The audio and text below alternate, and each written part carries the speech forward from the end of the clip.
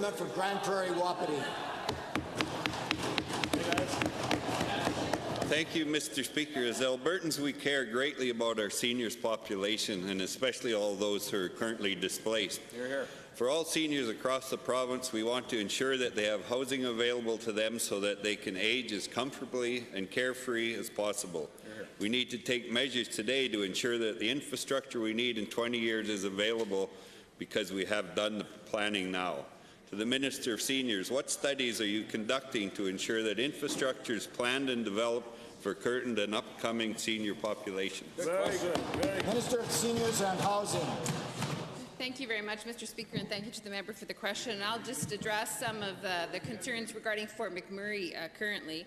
I've met with Cynthia Woodford, who's the Vice President of Property Services at Wood Buffalo Housing Development Corporation, and I want to commend them on their efforts in the evacuation and in the face of adversity, and I'm really pleased with the work they've done. We know that the Rotary House Lodge is it was not destroyed, but of course we have to make sure all the other infrastructure needs are in place, and so we're working very closely with the authority right now to make sure seniors in Fort McMurray are protected.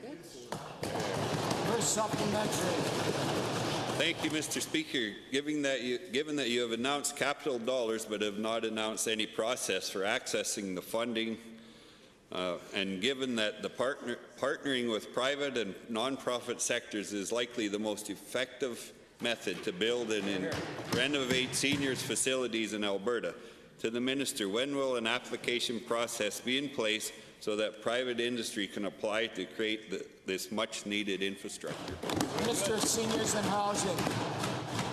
Well, thank you very much, Mr. Speaker, and thank you to the member for the question. And of course, we do have a $1.2 billion investment in our 5-year capital plan. And unlike the previous government, we are addressing the concerns about $1 billion in deferred maintenance that we inherited from that government.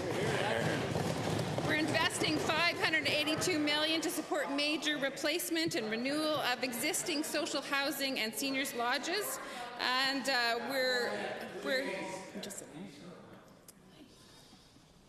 and we've put money into the rental assistance. The $1.3 million will be provided for immediate support for approximately 260 families. Second supplementary.